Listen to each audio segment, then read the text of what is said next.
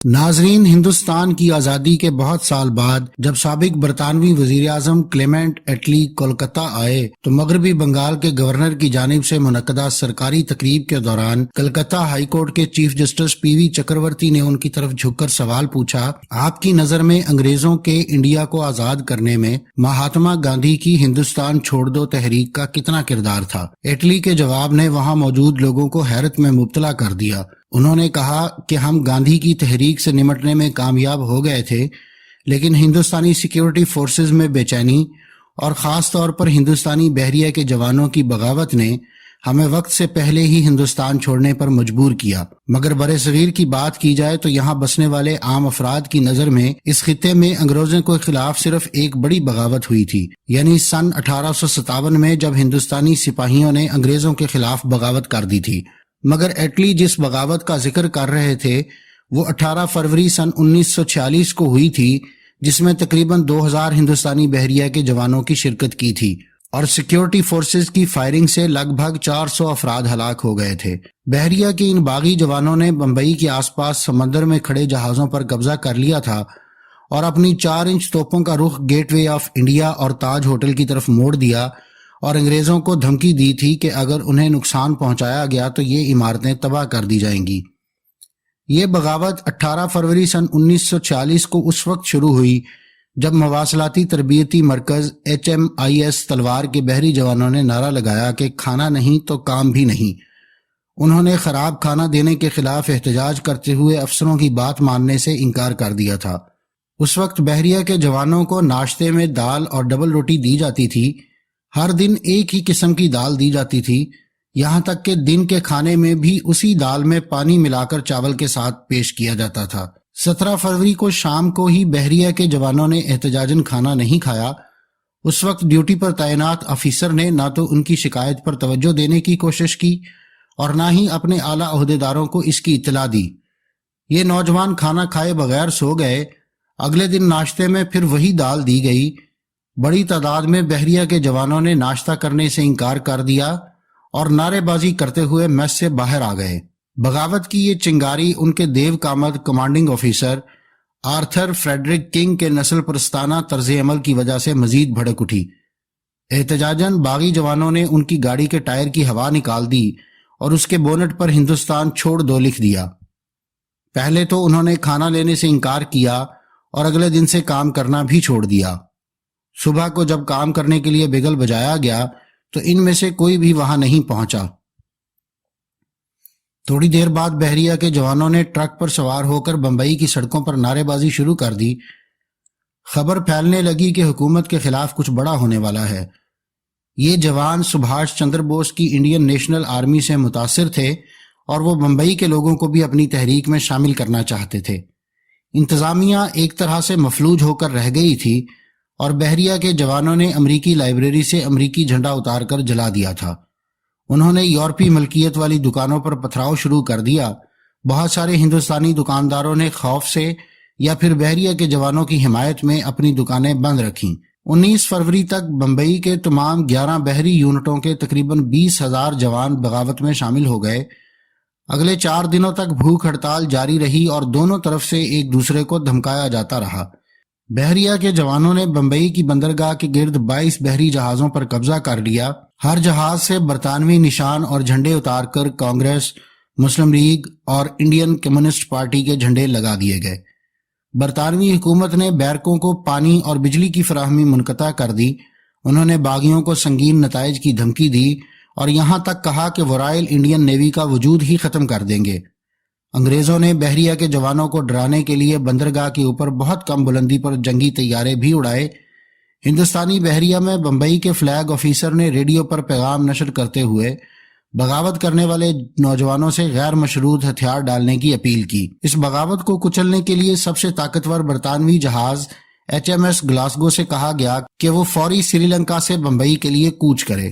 ناظرین، جب ان بحریہ کے جوانوں کا کھانا پانی روک دیا گیا تو تلوار کے آس پاس جتنے بھی ایرانی اور پارسی ریسٹورنٹ تھے وہ کھانے کے پیکٹ بنا کر گیٹ وے آف انڈیا تک پہنچاتے تھے اور وہاں سے کشتیوں کے ذریعے وہ کھانا جہازوں تک لے جایا جاتا تھا۔ جب کمیونسٹ پارٹی نے اپیل کی تو قریب 1 لاکھ لوگ ان جوانوں کی حمایت میں سڑکوں پر نکل آئے اور انہی میں سے کچھ شرپسند عناصر نے ڈاکخانے اور بینکوں کو لوٹنا شروع کر دیا۔ ہجوم نے موٹر گاڑیوں اور ریلوے اسٹیشنوں کو بھی نقصان پہنچایا۔ برطانوی سیکیورٹی فورسز اور پولیس کو مظاہرین کو دیکھتے ہی فائرنگ کا حکم دے دیا گیا۔ تقریباً 20 مقامات پر فائرنگ کی گئی۔ 2 دنوں تک جاری رہنے والی اس جدوجہد میں لگ بھگ 400 افراد ہلاک اور تقریباً 1500 زخمی ہوئے۔ ناظرین، 18 فروری کی شام تک اس بغاوت کی اطلاع chief of army staff general cloud کو دی گئی۔ انہوں نے وائسرائے لارڈ ویول کو واقعات کی پیش رفت سے آگاہ کیا۔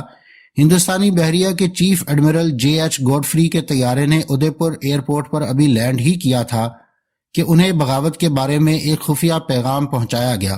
انہوں نے اسی وقت دہلی واپسی کا فیصلہ کیا۔ دوسرے دن وہ خصوصی طیارے کے ذریعے بمبئی پہنچے۔ اس واقعہ پر دہلی کے کونسل ہاؤسز میں بھی زبردست بحث ہوئی۔ وزیر اعظم ایٹلی اور وائسرائے ویول کے دفاتر کے مابین تاروں کی جھڑی سی لگ گئی۔ تاریخ دانوں کا کہنا ہے کہ اگر 18 فروری کو ہی باغیوں کے ساتھ ہمدردانہ سلوک کیا جاتا تو اس بغاوت کو دبایا جا سکتا تھا، لیکن انگریزوں کو سن 1857 کی بغاوت یاد آ رہی تھی۔ انہیں خدشہ تھا کہ یہ بغاوت کہیں 1857 کی طرح وسیع شکل اختیار نہ کر لے، اس لیے انہوں نے طے کیا کہ وہ اسے پوری طاقت سے کچل دیں گے۔ مہاتما گاندھی نے یہ کہتے ہوئے اس بغاوت کی مخالفت کی کہ یہ ان کے عدم تشدد کے اصولوں کے خلاف ہے۔ کمیونسٹوں نے نہ صرف اس بغاوت کی حمایت کی بلکہ فوجیوں کو ہتھیار نہ ڈالنے کی ترغیب بھی دی، اور کمیونسٹ پارٹی کے ترجمان اخبار پیپلز ایج میں گنگادھر ادھیکاری نے گاندھی، پٹیل اور نہرو پر تنقید کرتے ہوئے اپنے ایک اداریے میں لکھا کہ پٹیل نے مرنے والوں کے لیے آنسو بہائے ہیں اور ان لوگوں کی مذمت کی جنہوں نے غنڈہ گردی کی، لیکن انہوں نے برطانوی فوج کی غنڈہ گردی پر ایک لفظ بھی نہیں کہا، جنہوں نے بغیر سوچے سمجھے فائرنگ کی جس میں سینکڑوں بے گناہ افراد مارے گئے۔ کانگریس کے سینئر رہنماؤں نے بحریہ کے جوانوں کو تحمل کا مظاہرہ کرنے اور مسئلے کے پرامن حل کا مشورہ دیا۔ اس معاملے میں کانگریس کی رہنما ارونا آصف علی ہی مستثنا تھیں۔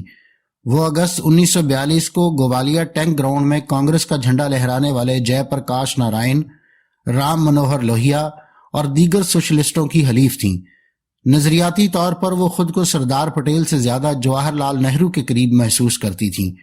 وہ قسم اور پی این نائر کی بھی دوست تھیں، جن کی رہائش گاہ پر اس بغاوت سے متعلق میٹنگز ہوا کرتی تھیں۔ کانگریس کے رہنماؤں کے لیے بغاوت کا وقت بڑا سردرد تھا۔ پرمود کپور کہتے ہیں کہ گاندھی، نہرو اور سردار پٹیل بغیر کسی رکاوٹ کے اقتدار کی منتقلی کے حق میں تھے۔ ان کا خیال تھا کہ انگریزوں کے ساتھ خونی لڑائی سے اقتدار نہیں چھینا جانا چاہیے۔ انہیں کہیں نہ کہیں یہ خیال بھی ستا رہا تھا کہ برطانوی فوج کی جانب سے سخت کارروائی کے نتیجے میں کہیں آزادی کے حصول میں تاخیر نہ ہو۔ دوسری جانب سردار پٹیل کو یہ بھی خوف تھا کہ بحریہ کے جوانوں کی یہ بے قاعدگی کہیں مثال نہ بن جائے اور آزادی ملنے کے بعد کہیں انہیں بھی اس کا مزہ چکھنا پڑے۔ دلچسپ بات یہ تھی کہ ایک طرف تو کانگریس کے قائدین تشدد کی مذمت کر رہے تھے، لیکن دوسری طرف وہ یہ ظاہر بھی نہیں کرنا چاہتے تھے کہ ان کا بحریہ کے جوانوں سے کوئی سروکار نہیں۔ جب کشیدگی حد سے بڑھ گئی تو ارونا آصف علی نے 21 فروری کو نہرو کو ایک ٹیلی گرام بھیجا جس میں لکھا تھا کہ بحریہ کی ہڑتال سنگین، آپ کی بمبئی میں موجودگی ضروری ہے۔ اس ٹیلی گرام کے بارے میں جاننے کے بعد سردار پٹیل ناراض ہو گئے۔ انہوں نے گاندھی کو ایک خط میں لکھا، ارونا نے نہرو کو بحریہ کے جوانوں سے ملنے کے لیے بمبئی آنے پر راضی کر لیا ہے۔ انہوں نے یہ کام اس لیے کیا ہے کہ انہیں اس معاملے میں میری حمایت نہیں مل سکی۔ نہرو نے مجھے ٹیلی گرام سے پوچھا ہے کہ کیا میرا بمبئی آنا ضروری ہے۔ میں نے ان سے کہا ہے کہ وہ نہ آئیں، لیکن وہ پھر بھی یہاں آ رہے ہیں۔ نہرو نے بمبئی آنے کے لیے پہلی دستیاب ٹرین پکڑی، لیکن سردار پٹیل نے انہیں جوانوں سے ملاقات نہ کرنے پر راضی کر لیا۔ نہرو اسی دن الہ آباد واپس آ گئے اور یہیں سے بغاوت کمزور ہونے لگی۔ سردار پٹیل نے ایک اپیل جاری کی اور جوانوں سے ہتھیار ڈالنے کو کہا۔ کانگریس کے صدر مولانا آزاد نے بھی ہڑتال ختم کرنے پر زور دیا۔ اسی دن مہاتما گاندھی کے مشورے پر سردار پٹیل نے ہڑتال کمیٹی کو بات چیت کے لیے بلایا۔ کئی گھنٹوں تک جاری رہنے والی اس گفتگو کے دوران سردار پٹیل نے انہیں غیر مشروط طور پر اپنے ہتھیار ڈالنے کے لیے کہا۔ یہ خیال ظاہر کیا جاتا ہے کہ برطانوی حکومت نے سردار پٹیل کو یقین دہانی کرائی تھی کہ اگر وہ بحریہ کے جوانوں کو غیر مشروط ہتھیار ڈالنے کے لیے راضی کر لیتے ہیں تو اس ہڑتال کے خلاف کوئی کارروائی نہیں کی جائے گی۔ ہڑتالی رہنما ایم ایس خان نے سردار پٹیل سے کہا کیا وہ اس بارے میں تحریری یقین دہانی کروا سکتے ہیں، تو سردار پٹیل بہت ناراض ہو گئے۔ انہوں نے میز پر زور سے ہاتھ مارتے ہوئے کہا جب آپ کو میری باتوں پر یقین نہیں تو میری تحریری یقین دہانی کا کیا معنی رہ جاتا ہے۔ آخر کار 23 فروری کو صبح 6 بجے بغاوت کرنے والے بحریہ کے جوان سفید جھنڈے لے کر اپنے جہازوں پر پہنچے۔ ایم ایس خان نے اعلان کیا کہ موجودہ حالات میں کانگریس نے ہمیں ہتھیار ڈالنے کا مشورہ دیا ہے، ہم انگریزوں کے سامنے نہیں بلکہ اپنے ہم وطنوں کے سامنے ہتھیار ڈال رہے ہیں۔ حکومت نے ہمیں یقین دلایا ہے کہ ہمارے ساتھ زیادتی نہیں ہوگی۔ ہتھیار ڈالنے کی دستاویز کو حتمی شکل کمیونسٹ رہنما موہن کمار منگلم نے دی، لیکن انگریزوں نے حسب عادت سردار پٹیل اور بحریہ کے جوانوں سے کیا ہوا وعدہ پورا نہیں کیا۔ 23 فروری کو ہتھیار ڈالنے والے ان 400 جوانوں کو، جنہیں انگریزوں نے بغاوت کا سرغنہ قرار دیا تھا، گرفتار کر کے حراستی کیمپ میں بھیج دیا گیا۔ ان میں ایم ایس خان اور مدن سنگھ بھی شامل تھے۔ وہاں پہ بھی ان کے ساتھ بہت برا سلوک کیا گیا اور پھر بعد میں ان افراد کو ملازمت سے بھی برطرف کر دیا گیا۔ ہر نوجوان کو اپنے گھر جانے کے لیے ریلوے اسٹیشن تک چھوڑا گیا اور انہیں ایک طرف کا تیسرے درجے کا ریلوے ٹکٹ دیا گیا۔